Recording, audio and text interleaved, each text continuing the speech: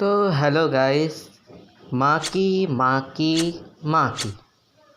जे के सीज़न 3 आने के बाद और मेरे सब्सक्राइबर्स के भरी डिमांड के बाद और मेरे जो रिसेंट पोल था उसमें रेटिंग के बाद मैंने फ़ैसला किया स्टेप बाय स्टेप माकी ड्राइंग का।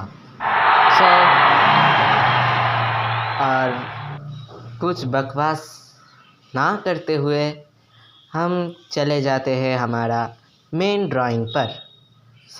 आज हम इसका आउटलाइन करेंगे और फिर बाद में हम इसको